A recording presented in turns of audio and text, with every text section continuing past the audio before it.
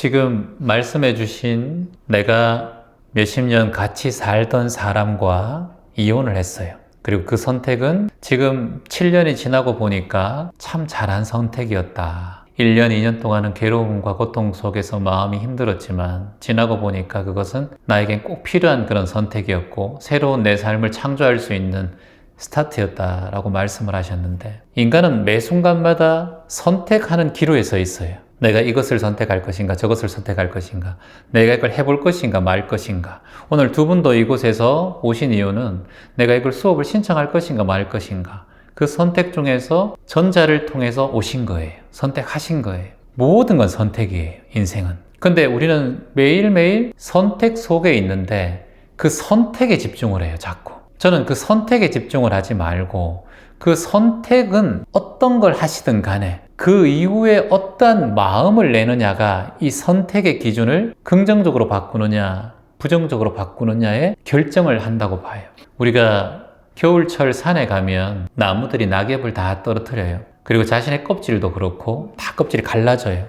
그리고 가지도 앙상해요. 왜 나무가 자신의 모든 것을 비우느냐? 그렇지 않으면 얼어 죽기 때문이에요.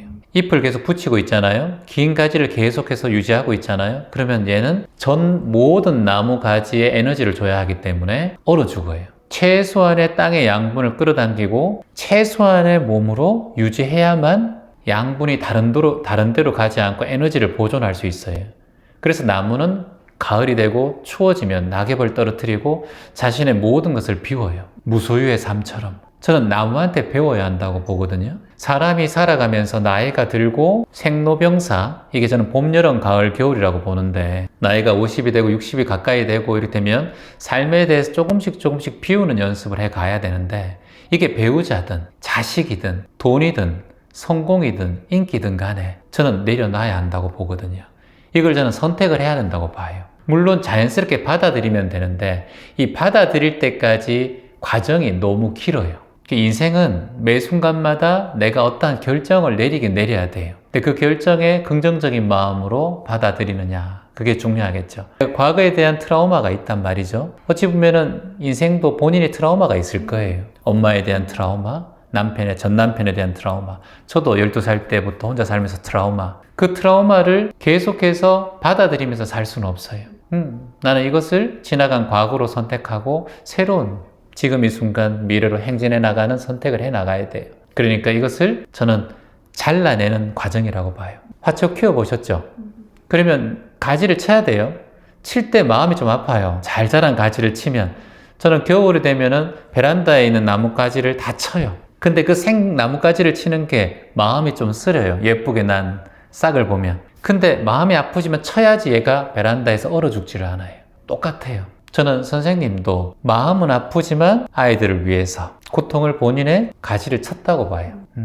이게 저는 감정의 가지, 생각의 가지라고 보거든요. 칠 때는 아프지만 결국은 새싹이 자라야 안 자라요, 여러분? 자라요. 겨울철 잘 자신의 에너지를 잘 보존하면 새로운 내 삶의 싹이 또다시 피어나는 게 저는 인생이라고 봐요. 그 인생은 저는 1년이 봄, 여름, 가을, 겨울이잖아요. 저는 여러분이 새롭게 매일매일 태어난다고 보는 사람이에요. 나이 70이 넘으면서도 봄이 또 오는 거예요. 여름이 또 오고 또 한 해가 지나면 또 가을이 오고 겨울이 가는 거예요. 그런데 내가 지금까지 있는 이 가지, 지나온 걱정과 괴로움의 가지를 계속 주렁주렁 있으면 내년 봄이 그 에너지를 파릇파릇하게 연초록으로 피울 수가 없어요. 여기 가지를 쳐야 돼요, 선생님. 그 딱 가지를 딱 치는 선택을 하세요. 그게 훈련이 필요하죠. 저도 이게 화초를 자르는 게 아파요, 마음이. 그렇지만 탁탁탁 잘라내야죠. 근데 우리는 이 가지를 치는 것을 이걸 생각 가지치기 명상이라고 하거든요. 그 유튜브에 치면 나와요. 가지치기 명상이라고 하면 나와요. 한 번씩 해보시면 내가 잡다하게 뿌리내린 여러 가지의 생각들과 감정들을 탁탁탁 가지치게 할 수 있는 힘이 생겨요. 이게 연습이 필요하잖아요. 인간의 능력이 무한하다, 이렇게 얘기를 해요. 자신의 뇌의 능력과 마음의 능력을 다 키우지 못하고 보통 다 사람은 떠난다고 얘기합니다. 그 중에서 자신의 능력을 크게 발휘한 사람들이 몇몇 대단한 과학자들이나 우리가 말하는 성자들이라고 할 수 있겠죠. 근데 우리의 마음 안에는 우리의 의식 안에는 두 가지의 의식이 있다고 하잖아요. 잠재되어 있는 이 무의식의 세계, 그리고 지금 우리가 여러분이 저를 바라보고 있고 생각하고 있는 이 현재의식의 세계, 이 두 가지로 보통 나눈다고 생각을 해요. 그래서 이 의식을 연구한 사람이 되게 많습니다. 과학자 중에. 브로이트 지그먼트도 그렇고요. 칼융도 그렇고요.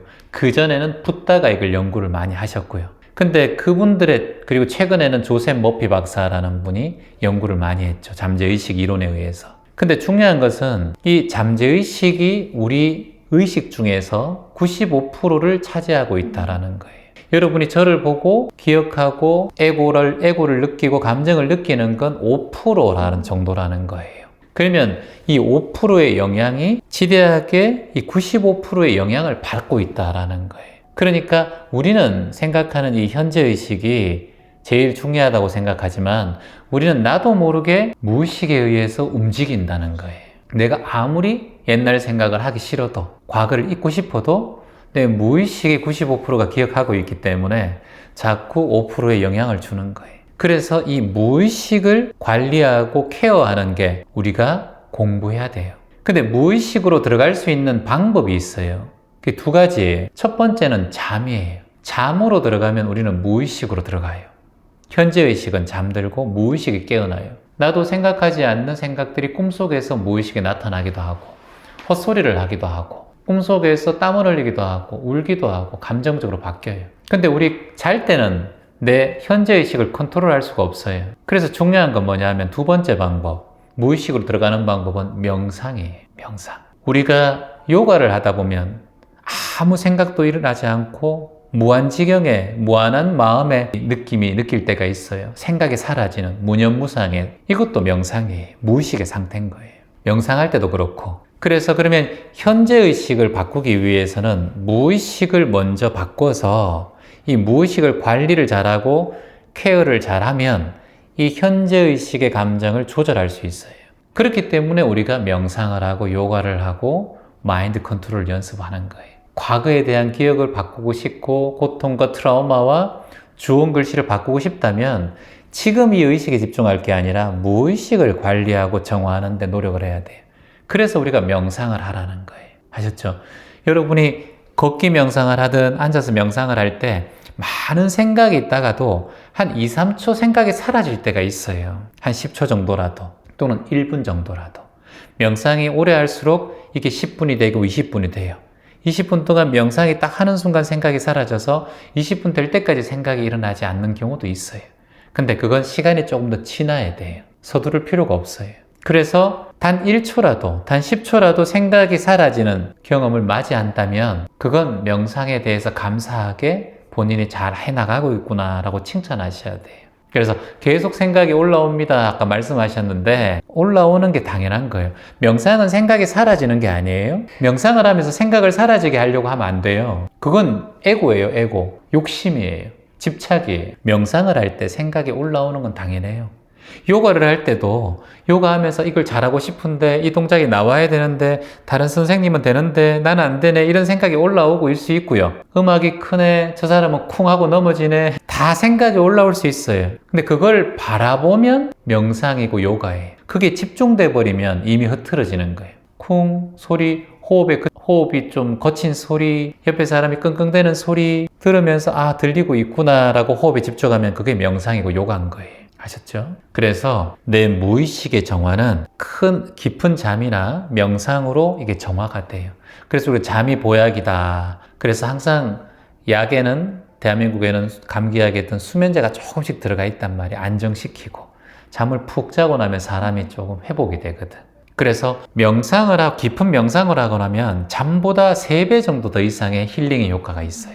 그래서 지하철이든 버스 안이든 비행기 안이든 내가 불안할 때, 출발할 때나 도착할 때나 자꾸 불안한 마음이 올라올 때 그때는 요가하기가 힘드니까 명상을 통해서 내 마음의 평온을 느끼는 연습을 자꾸 해 나가다 보면 어떠한 자리든 호흡 한 번으로도 괴로운 마음이나 불안한 마음이 점점 더 옅어져요. 단번에는 안 되겠지만 연습을 꾸준하게 하다 보면 도움이 돼요. 그러면 이미 95%가 안정권에 들어가는 거예요. 그러면 5%가 긴장되고 감정적이고 불안한 마음이 옛날 기억으로 올라온다 하더라도 95%의 근기라고 하는데 마음의 뿌리가 잘 자리 잡아 있어서 이 5%는 금세 편안해질 수 있어요. 그러다가도 트라우마가 있어도 생각이 올라올 수 있어요. 왜냐하면 5%는 항상 그걸 받아들이니까. 그런데 꾸준하게 수행을 하시고 요가와 명상을 하다 보면 95%의 영향으로 금세 평온하게 자리 잡을 수 있어요. 시간이 좀 필요합니다만 요 기준을, 요 구조를 기억하셔야 돼요. 아셨죠? 요 구조를 딱 기억하시고 수행 정진을 하다 보면 걱정과 두려움이 올라와도 괜찮아요. 아까 선생님께서 얘기하셨듯이 잊은 줄 알았는데 또 그게 딱 올라오네. 괜찮아. 나는 이미 무의식이 되어 있다라고 믿고 본인을 보듬어 주시면 이 5%가 올라와도 문제될 일은 없다. 근데 욕심 있는 사람들은 이 5%까지 사라지려고 하잖아. 그건 집착이에요. 인간은 언제나 5%의 현재의식이 나에게 영향을 줄 수밖에 없다. 물론 하나님과 부처님과 소크라테스 정도 되면 괜찮겠죠. 독배를 먹으면서도 내가 더 행복할지 너희들이 행복할지 잘 몰라 이렇게 얘기하신 소크라테스처럼 십자가에 못 박히시는 예수님도 주여 저들은 아무것도 모릅니다. 저들을 용서하십시오 하신 것처럼 춘다의 공양을 받고 비슬사를 하시면서 죽어가는 그 식중독을 참아내면서도 자신에게 밥을 주고 공양한 그 춘다의 마음이 불편하지 않게 하거라 이렇게 말씀하신 붓다의 말씀처럼 저는 그분들의 그런 의식과 무의식을 초월한 마음, 현재의식이 곧 무의식인 거예요. 그분들은 말하는 그 자체가 이미 초탈했기 때문에 그때까지 가지 못하더라도 우리는 조금씩 수행정진해 나가면서 마음을 잘 케어해 봅시다.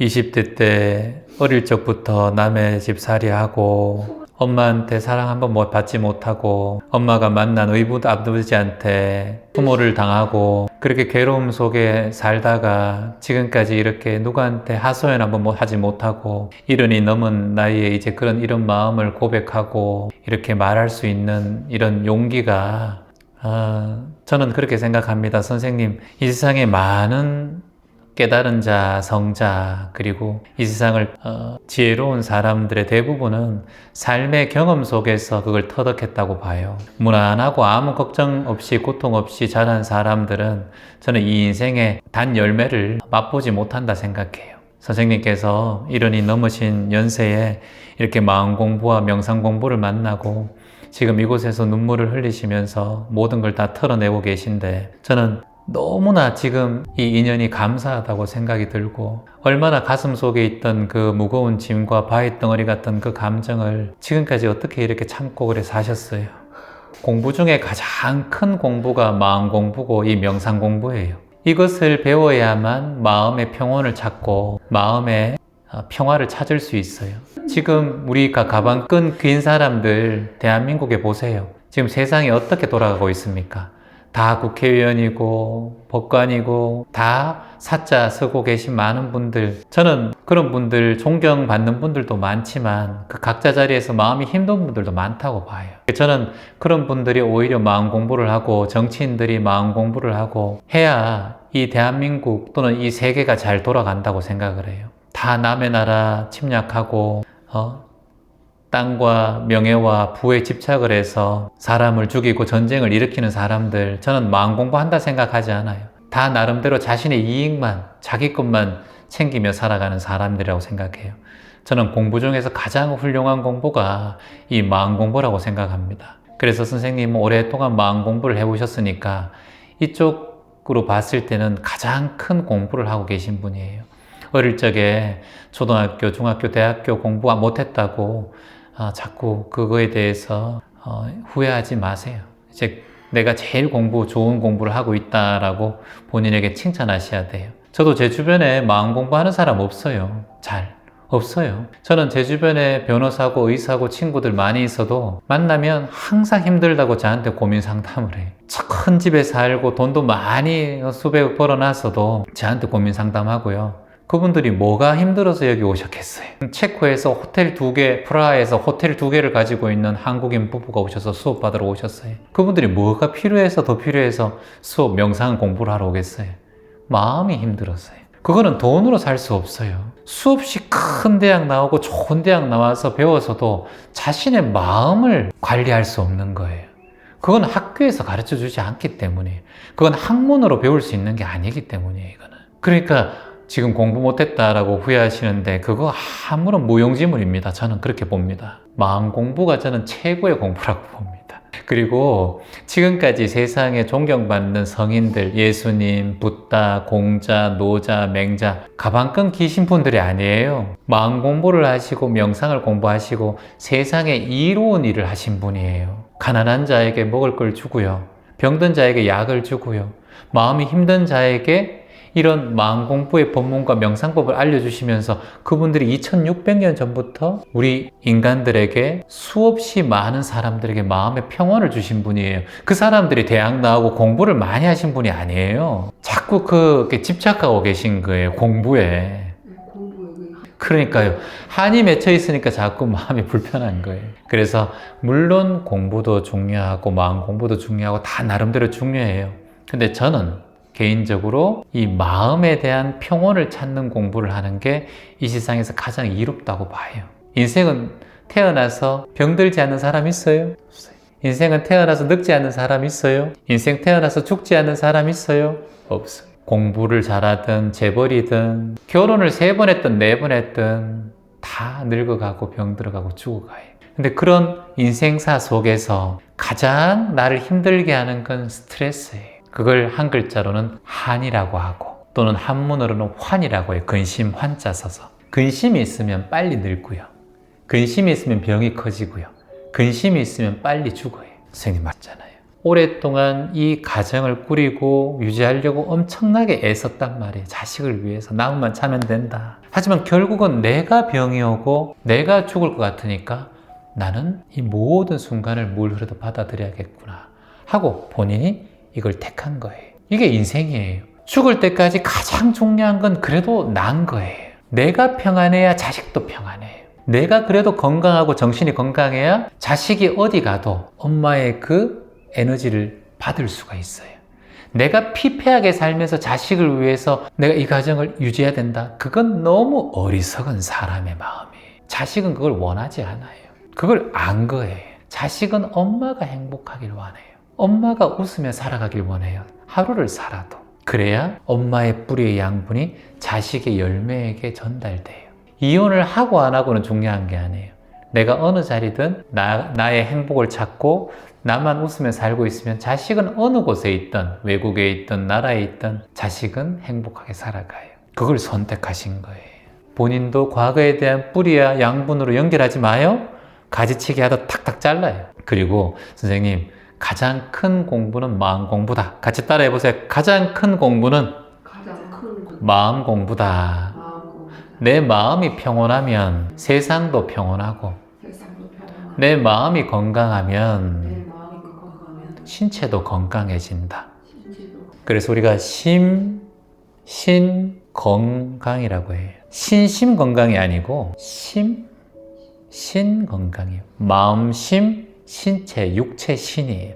심신. 왜 마음이 먼저일까? 마음의 스트레스가 암 그리고 큰 병의 80%를 불러옵니다. 이건 과학자들의 연구 결과예요. 내가 아무리 큰 병이 있다 하더라도 내 마음을 감사하게 긍정적이고 밝게 가지면 이 병은 유전이든 어떤 것 때문에 찾아올 수밖에 없어요. 우리는 병이 안 걸리는 사람이 없으니까. 여기서 내 마음 심자를 어떻게 유지 관리하느냐에 따라서 회복이 빠르고 더 병이 커지지가 않아요.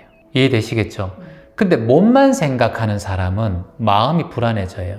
이게 건강 염려증이에요. 자꾸 몸만 어디 아프면 안 되는데 근데 마음은 불안해요. 그러면 자꾸 내 마음이 에너지가 몸에 가기 때문에 마음이 편안하지가 않아요. 그래서 가장 먼저 신경 써야 될 건 내 마음의 평온이에요. 그래서 암을 치유하는 두 가지가 암이 가장 싫어하는 2가지가 있대요. 첫 번째, 마음이 긍정적이고 웃는 걸 제일 싫어한대요. 암이 불안해하고 스트레스를 받아야 암이 번식할 수 있대요. 근데 자꾸 긍정적이고 웃잖아요. 그럼 암이 그걸 싫어한대. 그리고 2번째 마음은 감사한 마음이에요. 자꾸 감사하고 치료받으면 되지. 오늘도 의사가 있어서 약이 있어서 좋아. 나 오늘 치료받을 수 있잖아. 오늘 걸을 수 있잖아. 숨 쉴 수 있잖아. 감사한 마음을 자꾸 내면 암 바이러스가 그걸 싫어한대요. 그래서 우리는 이렇게 해야 돼요. 나는 항상 감사합니다. 항상 감사합니다. 나는 항상 입꼬리 올립니다. 나는 항상 입꼬리 올립니다. 나는 항상 웃습니다. 나는 항상 웃습니다. 나는 항상 긍정적으로 마음을 냅니다. 나는 항상 긍정적으로. 이러면 어떠한 병도 저는 겁나서 물러갈 거라고 봐요. 그렇게 살아갑시다.